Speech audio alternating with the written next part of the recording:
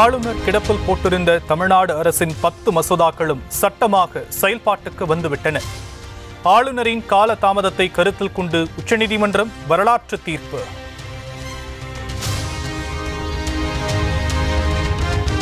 தமிழ்நாடு அரசின் 10 மசோதாக்களை ஆளுநர் நிறுத்தி வைத்தது சட்டப்படி தவறானது. மசோதாக்களை கிடப்பில் போட்டதற்கு எதிராக தமிழ்நாடு அரசு தொடர்ந்த வழக்கில் உச்சநீதிமன்றம் கடும் கண்டனம்.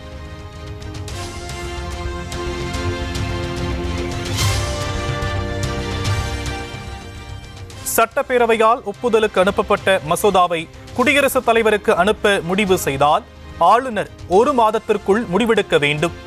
ஆளுநர் ஒருமுறை நிராகரித்த மசோதா மீண்டும் நிறைவேற்றப்பட்டு ஒப்புதலுக்கு வந்தால் அதனை குடியரசுத் தலைவருக்கு ஒதுக்க முடியாது எனவும் உச்சநீதிமன்றம் திட்டவட்டம்.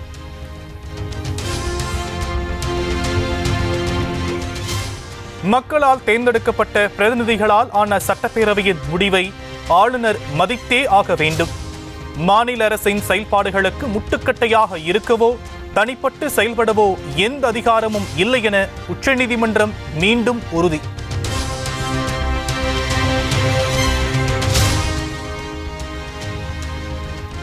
உச்சநீதிமன்றம் சட்டமாக்கிய தமிழ்நாடு அரசின் 10 மசோதாக்களில் ஒன்றான பல்கலைக்கழக துணைவேந்தர் நியமன திருத்த மசோதா.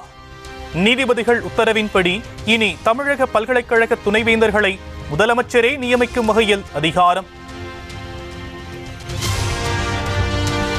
உச்சநீதிமன்ற தீர்ப்பு தமிழ்நாடு மட்டுமல்ல அனைத்து மாநில அரசுகளுக்கும் கிடைத்த வரலாற்று சிறப்புமிக்க வெற்றி என முதலமைச்சர் மு.க.ஸ்டாலின் பாராட்டு.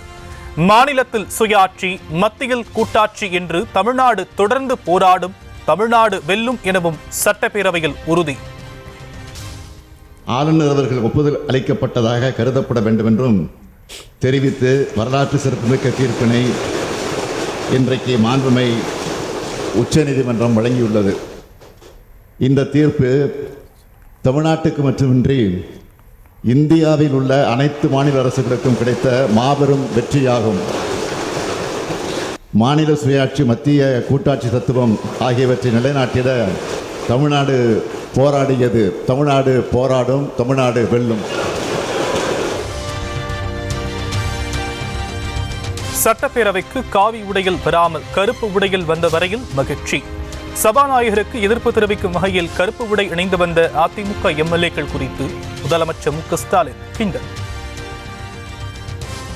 பேரவைத் தலைவர் அவர்களே, எதிர்கட்சியாக இருக்கக்கூடிய அதிமுகவினர் இன்று கருப்பு சட்டையோடு வந்திருக்கிறார்கள். கருப்பு சட்டை போட்டு வந்ததற்காக நான் என்னுடைய மகிழ்ச்சியை தெரிவித்துக் கொள்கிறேன். நல்ல வேளை காவி உடை வராமல் கருப்பு சட்டை வந்ததற்காக என்னுடைய அளவு விரண்ட மகிழ்ச்சியை தெரிவித்துக் கொள்கிறேன்.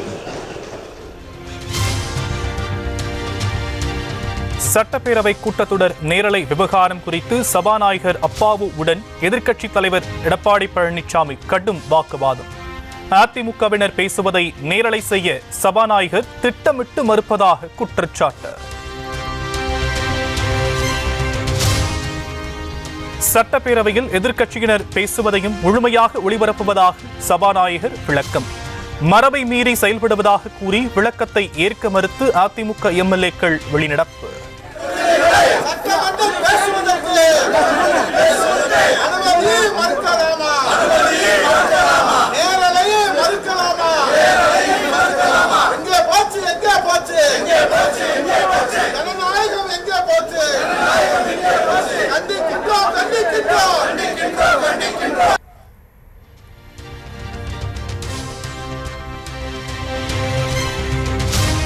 தில்லு திராணி தெம்பிருந்தால் சட்டமன்றத்தில் தாங்கள் பேசுவதை நேரலையில் ஒளிபரப்ப முடியுமா?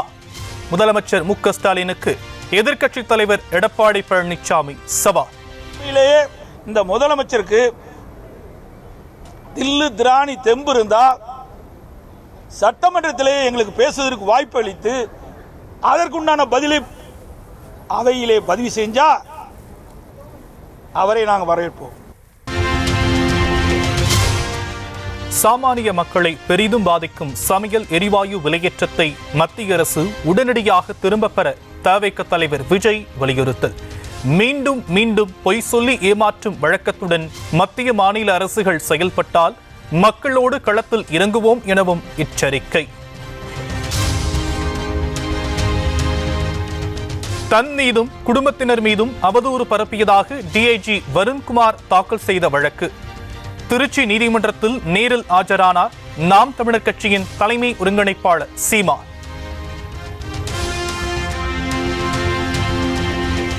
சென்னையில் தொடர்ந்து சரிந்து வரும் ஆபரண தங்கத்தின் விலை சவரனுக்கு 480 ரூபாய் குறைந்து 65,800 ரூபாய்க்கு விற்பனை.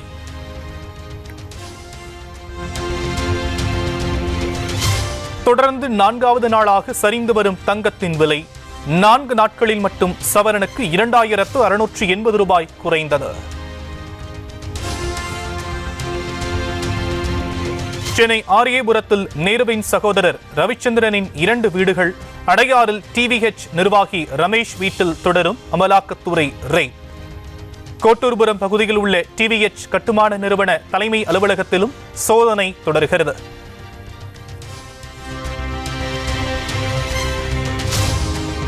திருச்சி தில்லை நகரில் அமைச்சர் கே.என். நேரு வீட்டில் 10 மணி நேரத்திற்கு மேலாக நடைபெற்ற இடி சோதனை நிறைவு.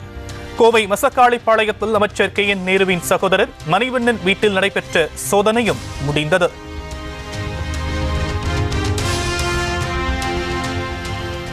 தென்கிழக்கு வங்கக்கடலில் உருவானது குறைந்த காற்றழுத்த தாழ்வு பகுதி. புதுக்கோட்டை, தஞ்சாவூர், திருவாரூர், நாகை, மயிலாடுதுறை ஆகிய மாவட்டங்களில் இன்று கனமழைக்கு வாய்ப்பு. மதுரை அலங்காநல்லூரில் பெய்த கோடை மழையால் நீரில் மூழ்கிய நெற்பயிர்கள் அறுவடைக்கு தயாரான நிலையில் தரையோடு சாய்ந்ததால் உழவர்கள் கலக்கம்.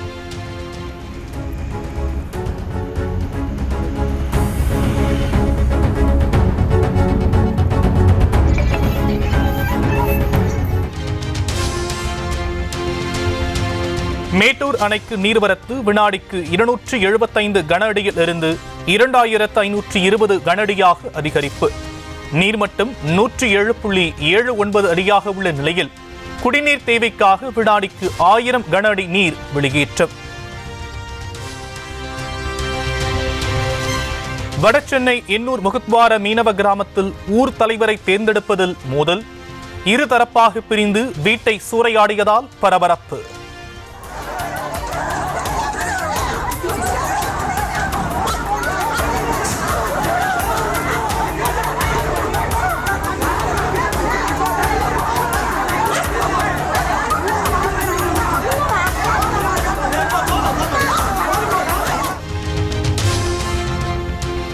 விழுப்புரத்தில் வியாபாரியின் வீட்டுக்கு செல்லும் வழியை அடைத்து கட்டப்பட்ட புவனேஸ்வரி அம்மன் கோவில் இடிப்பு.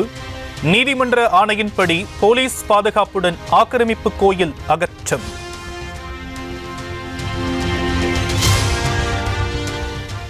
நெல்லையில் தெருவில் தனியாக நடந்து சென்ற சிறுவனை கூட்டமாக துரத்திய தெருநாய்க்கள். அச்சத்தில் தலை தெறிக்க ஓடிய அதிர்ச்சி காட்சி.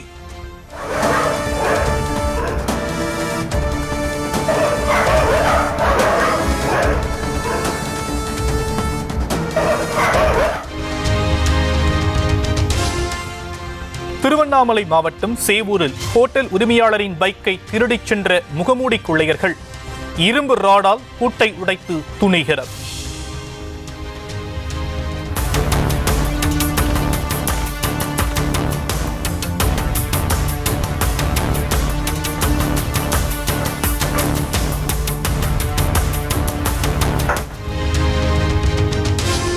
நெல்லை கோவில் விளக்கு பகுதியில் இளைஞரை கொன்று புதைத்து போலீசுக்கும் தகவல் கொடுத்த கும்பல். இரவில் பல மணி நேரம் தேடி உடல் மீட்கப்பட்ட நிலையில் இருவரிடம் விசாரணை.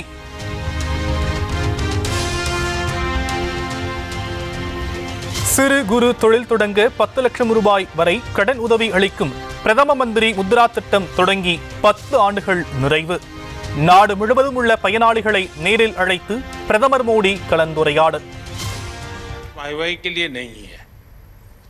मुद्रा योजना मेरे देश के नौजवानों को अपने पैरों पर खड़े रहने की हिम्मत,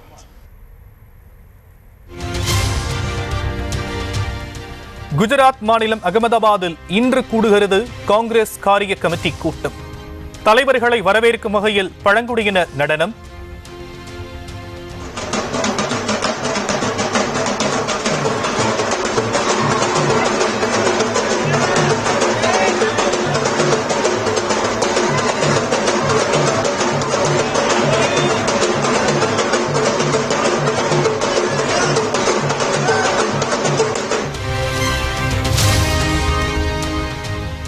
கர்நாடகாவில் பெட்ரோல் டீசல் விலை உயர்வுக்காக மக்கள் ஆக்ரோஷ பேரணி நடத்தும் பாஜக பிரதமர் மோடிக்கு எதிராக எப்போது பேரணி நடத்தும் என கேள்வி.